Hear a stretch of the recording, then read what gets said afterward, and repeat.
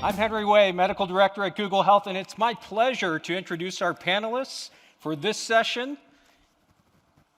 First up, we've got Harlan Levine, President and Strategy in Business Ventures, City of Hope. Dr. Harlan Levine is President and Strategy in Business Ventures for City of Hope. He is accountable for strategy, growth, innovation, business development, marketing, communications, commercialization, payer strategies, and international medicine. Give it up for Dr. Levine. Next up, we have Carole Mendoza, Director of Global Health Benefits and Wellbeing Strategy at IBM. Carole leads the strategic development of IBM's health and well-being programs globally. She has held benefit roles from high-tech, biopharma, and oil and gas industries. Carole earned her MBA from the UCLA Anderson School of Management. Give it up for Carole. And last but not least, Dele Atanda, CEO of metaMe. Dele is an acclaimed entrepreneur and visionary and passionate about data's role in transforming society. He's CEO of metaMe, a pioneering personal data platform and founder of the Internet Foundation, advancing the ethical use of data commercially. Please welcome Dele to the stage. All right. So before we begin, we'd like you to use some technology here. For those of you with mobile devices, which hopefully is all of you, open the Health app, click on More, select Question Q&A, and then select Track Room 4, the room that you're currently in if you didn't realize it. Then you could submit questions, and we have a couple of questions just to tee it off here before we start with our panelists, just to get an idea of who you are, so that we can actually make sure that we're speaking to the right audience here. Can we please get those questions on screen? Or if not, we can go to chatting with the panelists. All right. No? All right, let's keep going. Just a show of hands here then. We'll just do it by manual technology. How many of you here are in the employer benefit space? Raise your hands. Ah, interesting. All right, how many of you are here in the vendor space? You actually sell something or operate something for mostly self-insured employers. Excellent. And I guess let's do it quickly. How many of you are that other category of something else? All right, that's good. I'm raising my hand for that too. All right, so let's start with Dele here. Healthcare technology can be a scary topic, especially when it includes concepts like blockchain and precision medicine and artificial intelligence. Can you give us a brief description of what blockchain means to you? Yeah, so, when I think about blockchain, I think the simplest way of thinking about it, it's just really the next evolution of the internet. Now, what's particular about the blockchain in terms of that is it creates this network of trust, where trust is the key thing there. So, when we first created the internet, it was essentially designed so that we could have information available. And it was about resilience, so that information would always be available and that the network would never crash. And true to date, the internet has never failed. It's been up and running since it was created.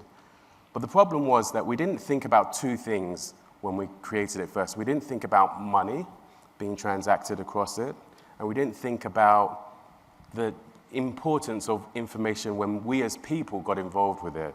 So, they talk about Web 2.0 was where people started to get involved in the internet, exchanging information among themselves. And then Web 3 is really about trust as we start to exchange this information.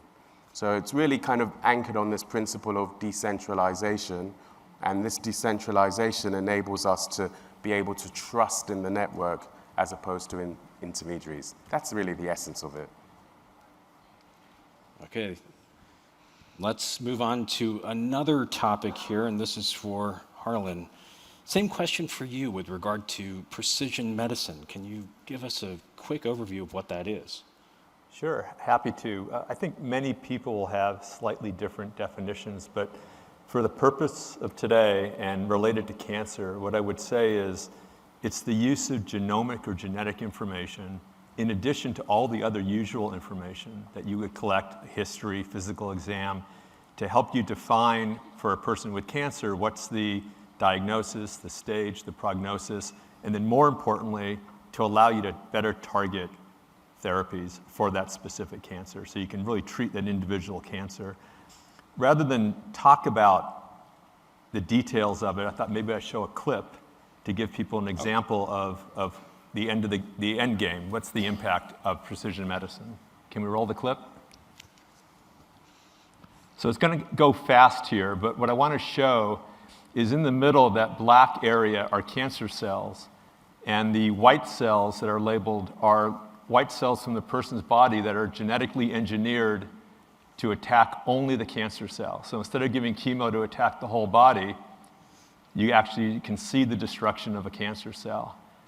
And then these are the lung cancer cases, or the lining. You see the lawyers talk about mesothelioma. Here, we're using viruses to carry a toxin, and the virus can only attack the cancer cell, and it goes in there, and that green color you see is it's releasing the toxin, and you'll see the cells swell up and die. That's what targeted therapy is, and we'll talk more about that, but that's, to me, the end game for precision medicine. Sounds really cool. All right. Now, Carole, it's your turn.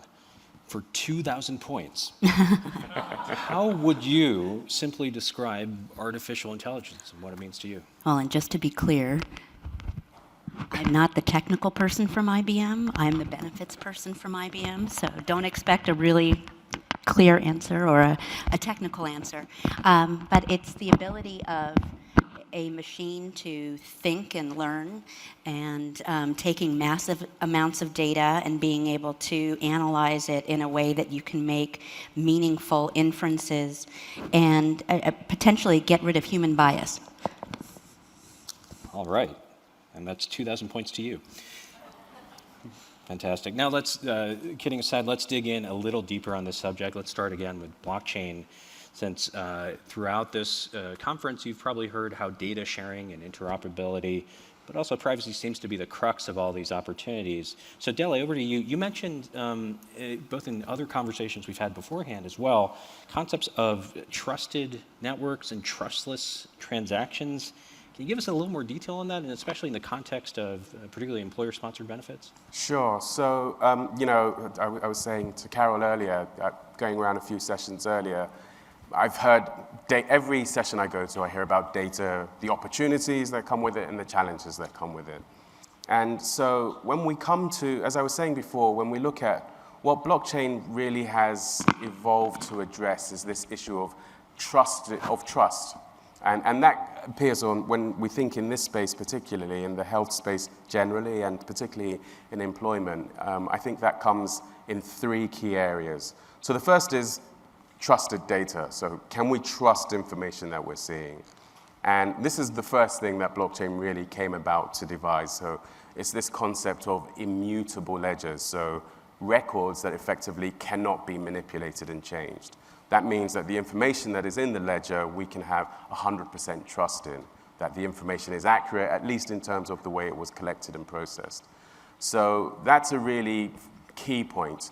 Now, the second point, which again, a lot of people in the blockchain industry get really excited about, is this idea of trustless transactions. And what that essentially means is that right now, today, whenever we share information or make an exchange or do any transaction, and bear in mind this came out of payments, so when we're spending money, we have to go through an intermediary, someone that we trust to oversee that exchange, because we don't necessarily know that we can trust each other in those transactions.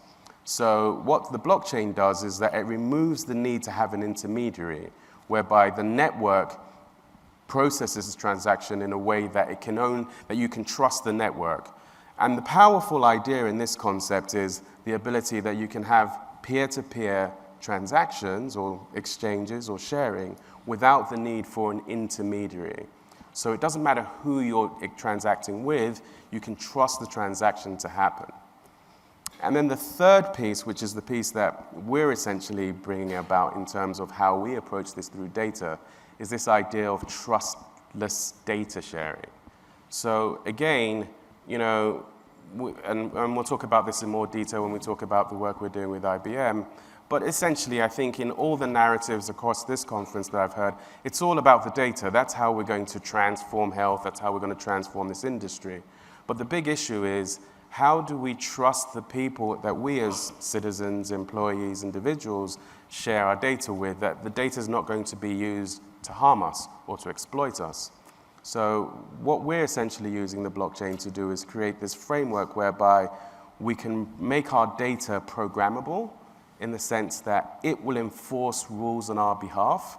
So we no longer need to trust entities that we're sharing our data with, as we can trust our data itself to enforce those rules on our behalf.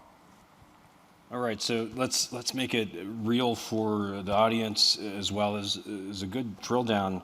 And we also have an inbound question from the audience, so let me just kind of mash these together. Thinking about how you balance the employee's perception, right, of fear. We talk about trust, but also the need to protect privacy as well. Fear of Big Brother having their data with what data AI can do. You're working with Carole and IBM as an employer on a very interesting pilot that builds on the trustworthiness of blockchain. Can you give us a little background as to what can happen now with respect to some of these? Yeah, absolutely. So simple narrative or simple concept of what we're doing in this pilot is playing with this idea of trustless data sharing. And specifically, we're enabling employees to share some personal information like emails that they sent or posts that they make to social media, and analyzing those to assess their levels of stress so that we can make recommendations to them if they've got high levels of stress on how they can manage that more effectively. Now, in the workshops that we did to do this, I think it's interesting when I think about it. There were basically employees had two big issues. One issue was privacy and how could they share information that, the whole Big Brother fears about, IBM snooping on them and being able to see how stressed they were, for example. That could be very dangerous information in the hands of the wrong person. Mm-hmm. So that's the danger of data. But on the counter side, the other thing that they said, what was the real opportunity, was that there were so many benefits and so much stuff for them to find, and they really wanted someone to curate this for them and make the recommendation for them about what benefit they needed at the right time. So the obstacle towards them doing that was the system having enough data to be able to make that recommendation. And the primary thing that was driving that was this privacy concern. So that's what we're essentially piloting, how we can experiment with that, using these blockchain technologies to enable people to share data so that we can make healthy recommendations that improve their well-being outcomes, using it accordingly. Great, thanks. And allowing employees to permission that data to whom they want, not everybody, but just some. And even bringing in data from other data sources, not just that's within the employer, but if Facebook data could be permissioned in so that a wellness program would be more relevant because of that information that was available. Yeah. Or maybe their genomic data, perhaps, and using that as a very forced segue. Harlan, we hear a bit about precision medicine. Often it feels very expensive and very, very far away, but can you, similar to what we heard earlier, give us a real example, real stuff, how we've seen precision medicine impact healthcare treatments today? I know that one, Alex. I'll wager $2,005. All right. So today there's lots of applications. So many of you are probably familiar with BRCA, which is a mutation, a variant of the chromosome, which makes a woman at higher risk, men too, for both breast cancer and ovarian cancer. So that would be a specific example that's out there and well established. What's really fresher and really exciting is if you go back as recently as 5 years ago, if you had lung cancer, you were basically treated with the same regimen no matter what type of lung cancer you had. And your average survival was like 8 to 9 weeks. And now we can look at the genetics of the cancer, not the person, but the actual gene sequence of the cancer, and we realize that there are scores of different types of lung cancer. And about 20% of them have a mutation that we can target a specific treatment for that mutation. And when you have a specific mutation like that, and you use a targeted therapy, the average survival is now 80 to 90 months, as opposed to 8 to 9 months. So you've made a significant impact in people's lives. But I think more broadly, the opportunity is to understand why cancers are different. And we've all had friends and relatives with cancer, and some get chemotherapy and do great, and some do very poorly. And understanding the genetic makeup of each cancer allows us to understand better why a person will respond, and allows us to be predictive about what medication. So here's an interesting thought. All of us trained in medicine before 5 years ago were taught to think about lung cancer and you treat X, and if it's colon cancer, you treat Y. But it may be that a mutation in a colon cancer has more in common with a person with lung cancer with the same mutation than someone with another person with lung cancer. So it's a whole new way of looking at the world, but I think that's the real opportunity over the next 10 years is to figure out how best to treat each cancer. So there's clearly no doubt that this molecular targeting approach and the outcomes have the opportunity to be incredible, and they have been incredible already in terms of what we've seen. But the million-dollar question is, how are we actually going to afford them? Harlan, how much does this cost today, and what can we expect to see in the future? Does it help? Does it hurt? Well, so that's the hard part for all of us in the room, is to balance off the promise with the price. I mean, the good news is, if you go back to the first time the human genome was sequenced, it cost about $300 million for one. And now we can do that gene sequencing for about $1,000 to $5,000. So we've seen tremendous change. That said, the challenge for the foreseeable future is going to be the cost of the targeted therapies. So if you go back a couple years, the newer chemotherapy regimens that came out, the ones that are targeted for gene mutations, cost about, even today, about $200,000 for a treatment. About a year ago, CAR T-cell therapy came out, and you saw the video of that. That cost about $400,000. And you've heard about the gene therapies that came out in the last 6 months, costing $1 million to $2 million. I can't tell you. I think these will all come down. I just can't tell you how much. There'll be competition. But I think the important thing to realize is there is value in good health and good productivity. So I understand $1 million and $2 million are extreme, but even in the several hundred thousand range, if you get the response you want, that's good. Number two, oftentimes you can replace a less effective drug that also costs a fair amount of money with side effects. And then part of the reason why this is all combined with precision medicine, hopefully we won't be using these drugs on people that it won't work for, because we'll be able to predict ahead of time which ones will be effective and which ones won't.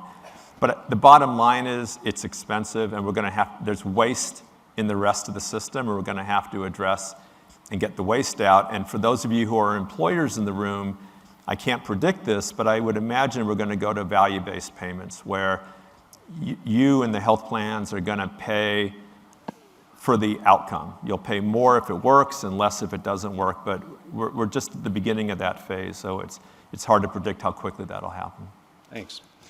So taking from that, Carole, what's the employer perspective on this? Are you willing to front the bill for these types of services for employees? And by the way, employees who might not actually have a commitment to stay working for you, what's your perspective on this? Right. I think I agree with everything that you've said. A quote that comes to mind that I read, I see it on LinkedIn from time to time, the CFO asking the CEO, what happens if we invest in these people and they leave? And the CEO says, well, what if we don't and they stay? I think that it's a similar thing for healthcare. Do we not want to invest in these people and then have them be on our health plans for 15 or 20 years because they can't afford to go someplace else and not getting any better?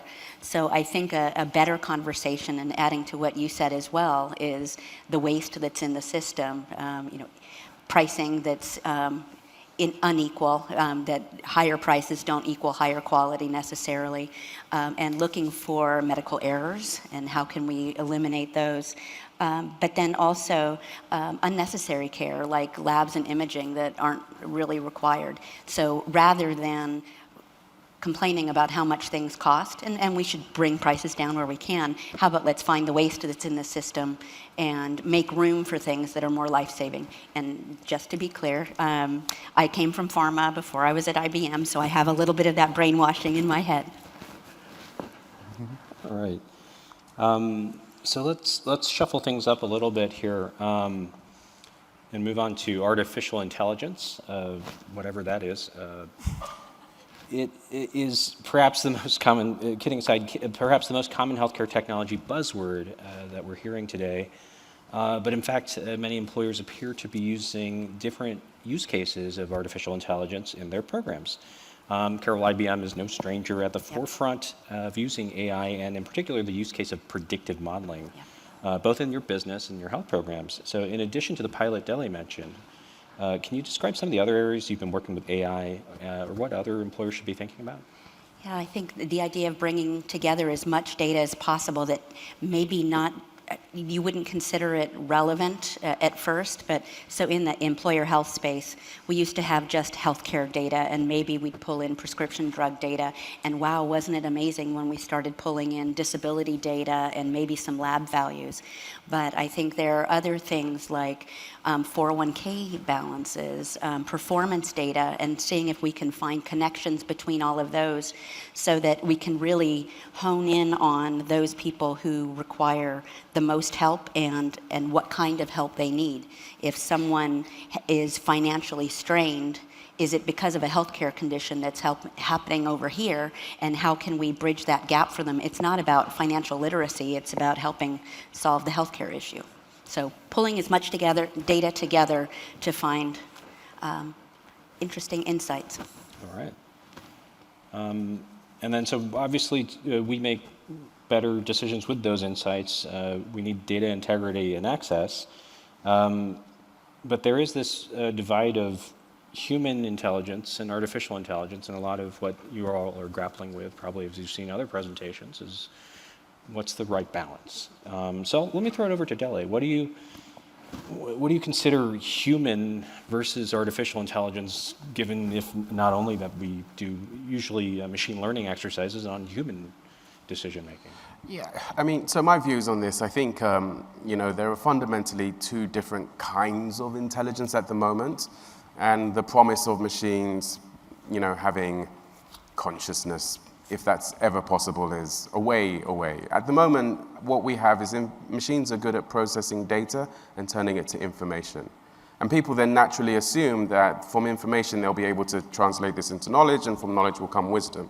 But the gap between data and information is like comparing the gap between Mercury and Venus, but the gap between information and knowledge is like Andromedus or another galaxy or another star system that's so far away. It's a huge chasm.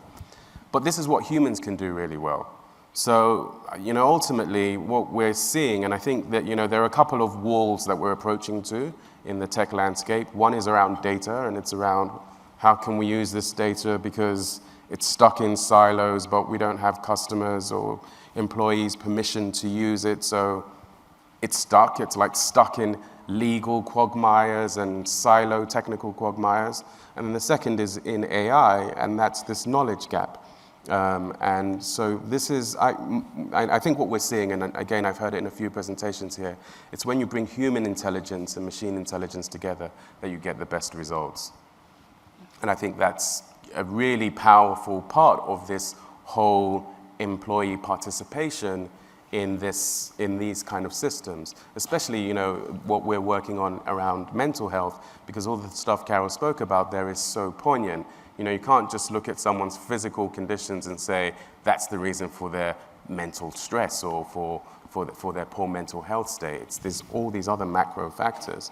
And unless you involve people in that process, you're not going to be able to get the rich information that will drive the rich insights that will enable us to be more effective.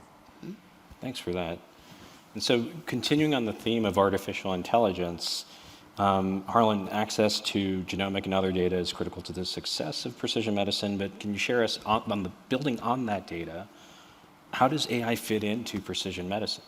Yeah, so I'd like to pick up on a few things that you said and what you had said earlier. So I love the concept of the combination of human and machine intelligence. So if I think about some of the common examples that are out there today, people have been reading mammograms or reading pathology slides forever, but they're all digitized now, and there's no way that a human eye can see the same things that a computer can pick up in the signal. So today, there's several companies out there using AI to identify microscopic changes in x-rays or differences in pathology to really help you hone in on the diagnosis. Now, the combination is the use cases aren't that perfect that you can rely on a machine, but they can tee up the ones that might have subtle changes that you might not see. And then to link it to precision medicine, we may find that the AI is able to interpret the digitized X-ray in a way that you don't need to do the biopsy, because you can actually know what the genome is going to look like. So we're really early in this, but it's really fascinating. The other part where it's endless, but the way we all did clinical trials, and all of you who decide whether to cover a new drug or a treatment, we do these case-controlled studies where you take a whole bunch of people with disease X, you take people without it, and you treat, and you see the difference, or they both have the disease, and you do different treatments. Well, that's fine if you have a handful of cancers, but if you have like hundreds of subtypes, you can never get enough people to enroll in the study to finish the study in time before a new drug comes on. Yeah. So now we use high-speed computing to actually look at data signals in a way that isn't a case-controlled study, but you can detect things that a human being couldn't possibly calculate. So those are some of the ways. And then more practical, I've been a physician since the mid-'80s. There's a few guidelines you needed to know.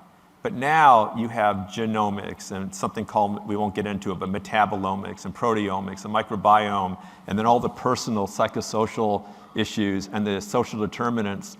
A practicing physician can't really incorporate all that information, and you can see how AI would be able to take all that information in and at least give you guidance to know what you should be doing next, even if it can't spit out the answer for you, because it's just becoming way overwhelming for a physician to keep up with all the changes that are happening. There was a seminal study or statement that came out that it took 17 years for a new discovery to permeate through the medical community, and that's from the Institute of Medicine. Well, there's another study out that showed that medical information is now doubling every 72 days. I mean, how can a human being possibly keep up with that? So I think we're going to have to rely on machine learning and AI to keep our physician and nurse practitioner and PA staff informed about what's out there. And probably just to make their lives easier, I would imagine, to not be overwhelmed. Along those lines, inbound questions, please. There's a bunch here, so we're going to see how many we can get to in the time. But along the same themes, and a question to all of you, how do physicians stay current, maybe more to Harlan, current on trends? And do you recommend third-party case review to assist members in getting the best care? And I'm going to qualify this for the audience. Many of you already know this, that we kind of do that today in terms of saying what you shouldn't do, in terms of utilization management. It's maybe not as even in terms of having services to say, well, here's the ideal optimized. Any of you? Yeah. You guys are the MDs. Yeah, so happy to talk about it. I mean, again, we'll focus on cancer.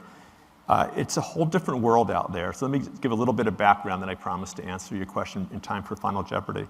But 4 out of 5 medical oncologists self-report that they're not completely comfortable with precision medicine. And a very large percentage at a conference just like this where they were typing into their iPhones acknowledged they don't even look at the results of precision medicine testing when it comes back, because they don't know how to interpret the tests, because it's not like the old-fashioned lab results. It's more complicated than that. So what that leads to is in a JAMA article, a Journal of American Medical Association article a few months ago, of the most common mutations where there's evidence for what the right treatment is, 1 out of 3 people don't get it.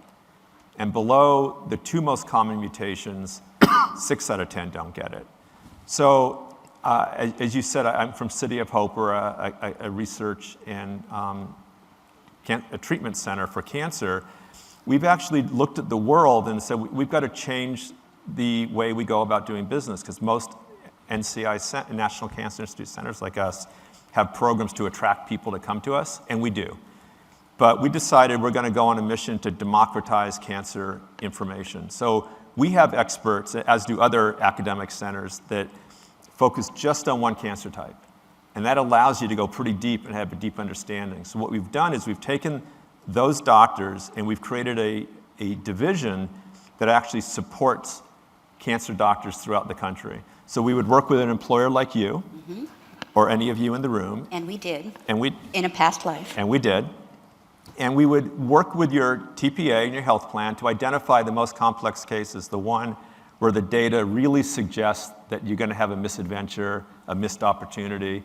And instead of taking that patient away, we'll identify the patient and actually call the treating doctor, write out a report, and have an expert talk to the community doctor. Those community doctors are seeing 30 patients a day. They take care of all sorts of cancers. They can't possibly keep up. So we're trying to close that 22% gap in survival between a community doc and an NCI center by just being a good partner.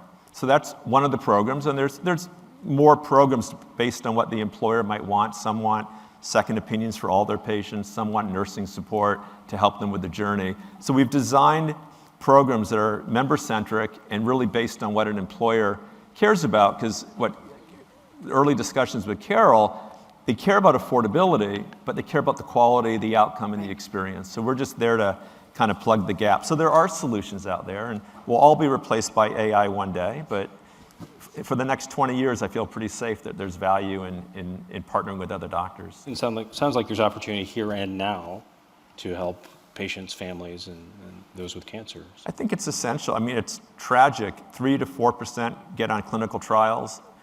And, you know, I've worked at a health plan most of my professional career, so I know all about guidelines. But if the guideline leads you down a treatment path that gives you an 8% survival in 3 years, it's just not that, from a member point of view, a patient point of view, it's just not that compelling. So employers are in a great position to help their employees and their family members find those trials. Likewise, with all these new medications and doctors not knowing how to use it, it's not that they won't know in a few years, it takes time. So having these programs help close that gap is really a powerful thing to do. Well, and I think it's something I found when we were having these conversations is a question that I had was, aren't these oncologists who are working in the community going to be upset that we want somebody behind the scenes to take a look at these, because, MD, me doctor. But the doctors were actually really pleased with what they saw. They learned something. They were appreciative that they could actually make a difference in a patient's life by just talking to an organization like the City of Hope. And I think the problem for us to solve is how do we democratize other conditions and the data for other conditions so that there aren't so many who fall through the cracks. All right. So I think we have time for a couple of other questions from the audience here. This is an interesting one. Who is, to all of you, who's best suited to drive the most change in healthcare? Employers, vendors, health systems, and or tech companies? It's so fragmented that it's challenging. Even though we as employers cover half of the lives in the United States, we don't operate as a collective for the most part to be able to drive the sort of change that you think we should be able to with our volume. But I think progressive employers have a terrific opportunity in partnering with innovative companies to disintermediate some of the big boys potentially and make a difference. Yeah, I would completely agree with Carole. I mean, we graduated from IBM's Blockchain Network Accelerator this year. And one of the things that IBM has a really good framework of doing is plotting out a network. Who are the stakeholders in a network? And when we did that, it was very clear to us that, you've got in very simplistic terms, you've got the payers, employers, service providers, and then the employees. And it's all about how do you get traction and who's got the most influence in the network. And when you look at it from the perspective of how do you get data provisioned so that data can be effective in optimizing the ecosystem, then employees are critical, and this is what we learned in the studies that we've done already within IBM, and there are issues around privacy and confidentiality for getting that information from them. But then employers, I think, are the next major stakeholder in this play, in these networks. And of course, they're very challenged, but certainly the more progressive ones, I think when you start along these paths, it's the potential of how you can translate the learnings and the behaviors that you effectively incubate become really prolific. But most importantly, you have the data to support it. So it becomes less of an emotional argument and more of an evidence-based decision-making process, and that can drive a lot of change. So, I'm most optimistic about, employers and regulators obviously have a role to play as well. So I think those are the two who are probably going to drive biggest changes in the data economy accordingly. Harlan? I think they're right. It in part depends what problem you're trying to solve. If you're trying to solve the problem of the underserved or the elderly, then I think the government plays a big role. Employers have been the innovators in terms of disease prevention, disease management, making sure people have access to the best care.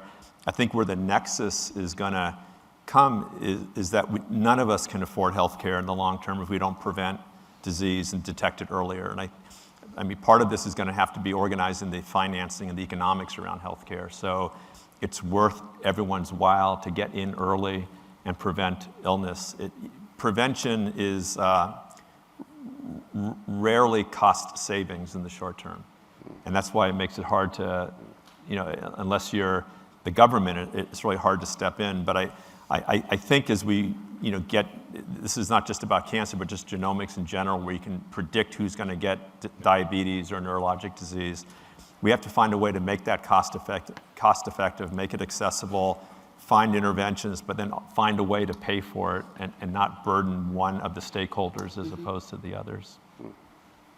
Great. Well, just with a limited amount of time left, I wanted to go down the row and just the one thing that you want this audience to take away with them as they go off to create new solutions, to actually look at the marketplace and how it's evolved to decrease that fear of actually boldly going where no one has gone before. Oh. I thought you weren't going to reference that.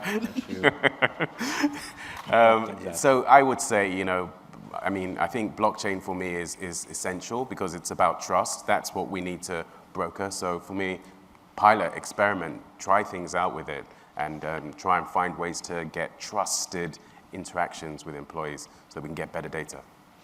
Yep, and just to add on to that, I think piloting and innovating and pushing our current partners to be more innovative and working with the innovators to do more.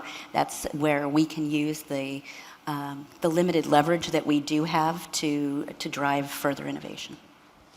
Well, I'd like to say I want to make 5 points, but don't have time for that.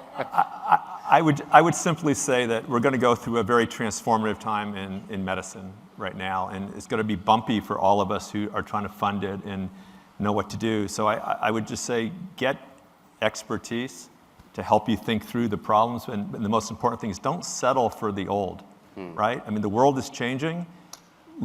You guys are in the room, lead the change. Make sure you ask the right questions and demand the answers. Raise your expectations for what healthcare should be in the future.